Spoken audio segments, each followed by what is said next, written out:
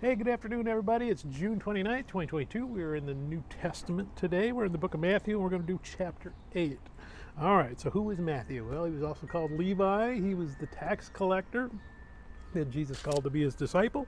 Why did he write this gospel? Well, he wrote this gospel for first century Jews to show them that Jesus was the Messiah that they were waiting for. He started off by showing in the scriptures and in the signs and in the times of Jesus' birth that he was the Messiah. Then he moved into the Sermon on the Mount and used Jesus' words to show that he's the Messiah. And now he's going to start showing by the miracles and things that Jesus did that he was the Messiah. And what's really nice is he starts off with 3 quick examples that probably would have scandalized all the first century Jews that he's trying to write to. First, Jesus heals a leper, then he heals a Roman soldier's servant, and then he heals a mother-in-law sick with a fever. And those 3 would have been unclean, and ooh, I don't want anything to do with those for a first century Jew. But Jesus goes right to them and heals them.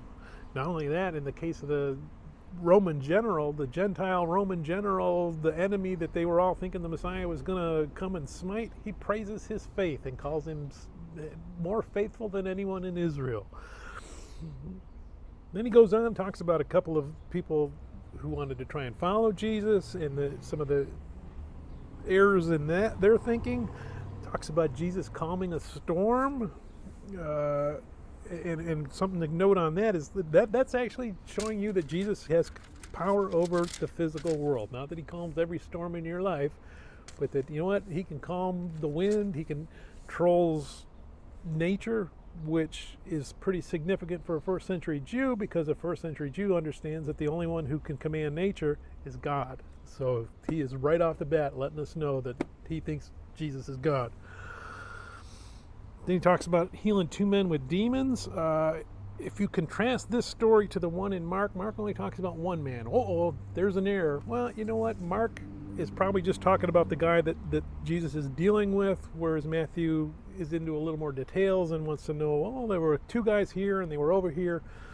So is it a discrepancy? No, it's just a different perspective. And again, at the end of this one, they want to run him out of town. Why? Well, first of all, they're raising pigs for food, so they weren't really devout Jews. And here comes the Messiah, and he has done some miraculous works, and they say, ooh, we don't want you here because we're in trouble. So without further ado, let's go ahead and we'll read Matthew chapter 8. When Jesus came down from the hill, large crowds followed him. Then a man suffering from a dreaded skin disease came to him, knelt down before him, and said, "Sir, if you want to, you can make me clean."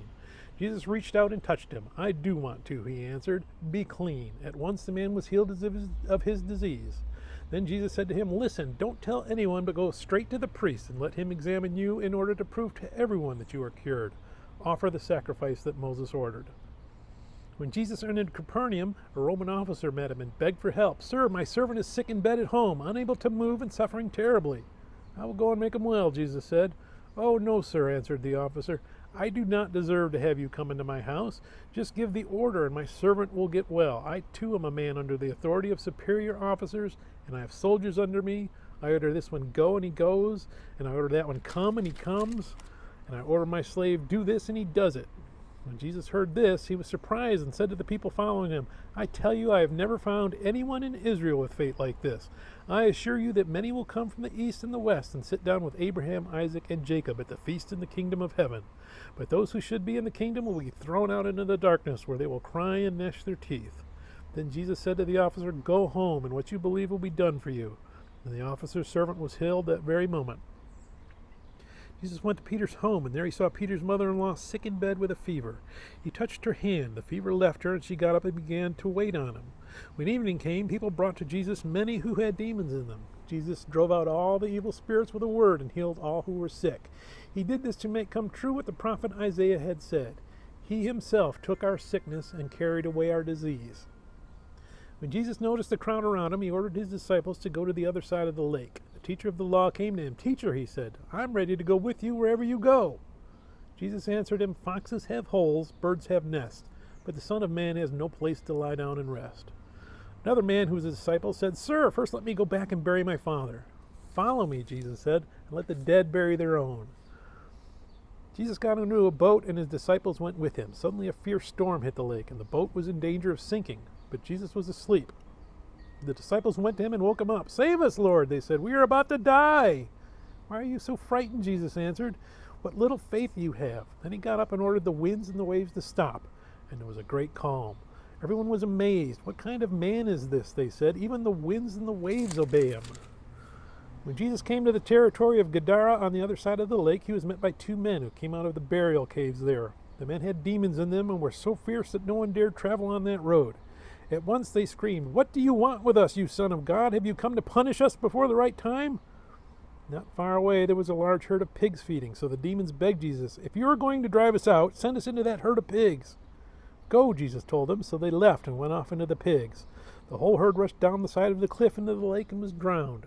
The men who had been taking care of the pigs ran away and went into the town where they told the whole story and what had happened to the men with the demons.